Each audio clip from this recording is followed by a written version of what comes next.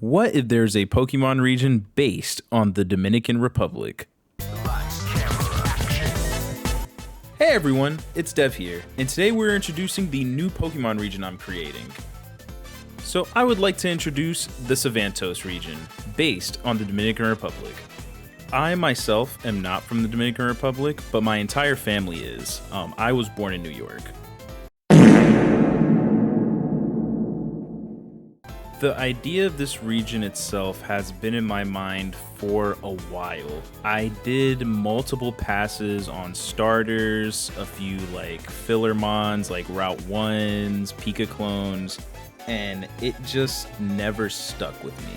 So I wanted to take another crack at it, and I really wanted to take my time with this version of it. I feel like I'm a lot better and more confident in my art skills to produce as many designs as this requires. I'm aiming for at least 70, but if I can push to 100, I will definitely do so. So what better way to push myself on a project like this than to make a video series about it, like I'm doing right now on my YouTube channel.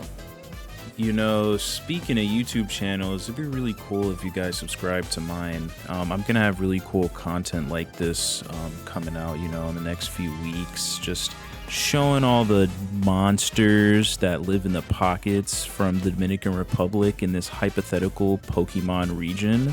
So it'd be really cool if you guys would subscribe. So think of this as kind of like a chapter 0 to the exploration of the Savantos region. The Pokemon name that I'm going with, like the Pokemon game name of the hypothetical region that I'm going with, is Pokemon Larimar.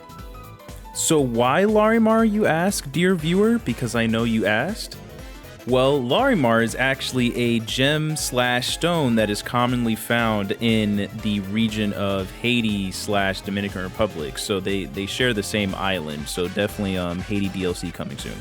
So without making this intro any longer, let's get into the first part of our chapter 0, and that is introducing the starters of Pokemon Larimar in the Savantos region. So starting with the grass starter of the Savantos region, I will warn you guys, there is a jump scare that's gonna happen in 3, 2, 1. Man, that scares me every time.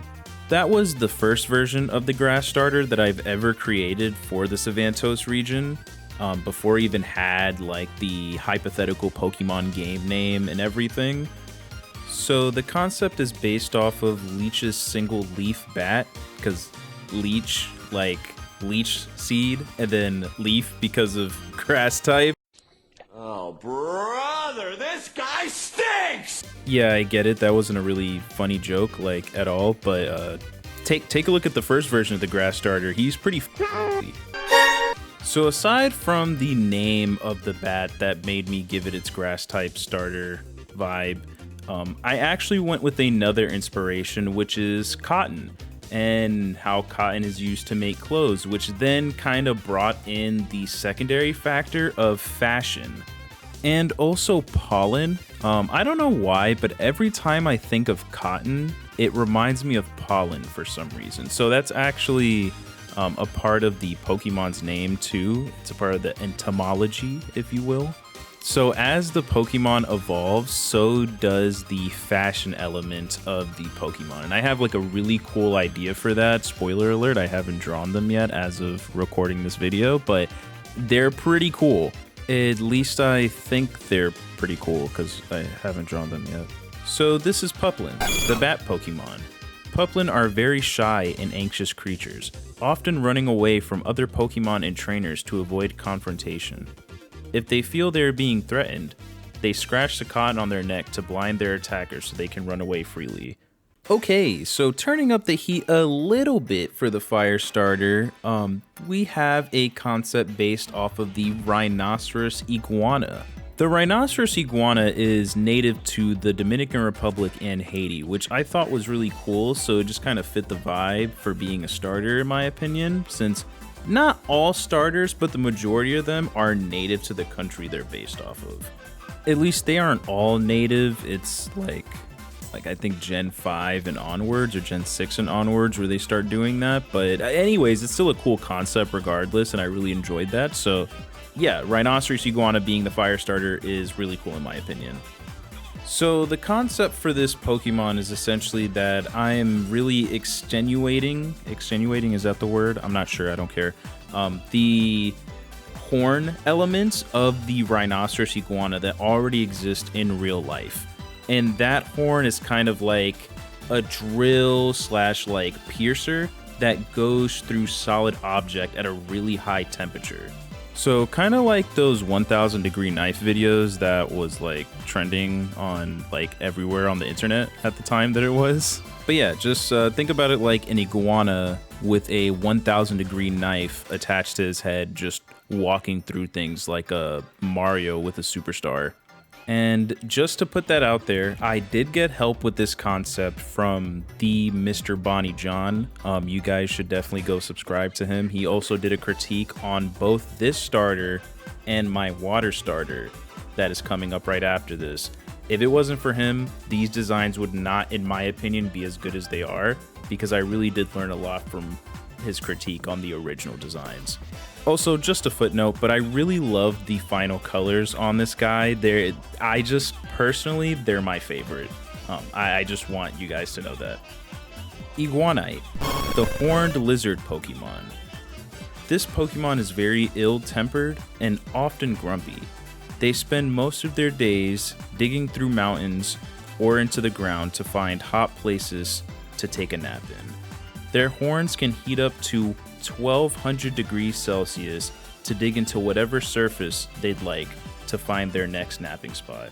So, last but not least is the water starter. So I'm gonna be real honest with you guys, restarting this region like about 4 times, I've come to the conclusion that I am very fond of frogs and tadpoles, and I am a very adamant Poliwag family stan. Question of the day, who is your favorite Pokemon and why is it Poliwag? Like, anyone who doesn't like Poliwag would have to see me in an empty McDonald's parking lot at 3 a.m. And that's a threat. I just want you guys to know that. But yeah, all that to say is that this water starter is actually a tadpole. Well, it's kind of a variation of a tadpole. So it's something called an Eft, which is actually the tadpole kind of equivalent. Not really, it's a little older, but I kind of used elements from both, so I just used Eft.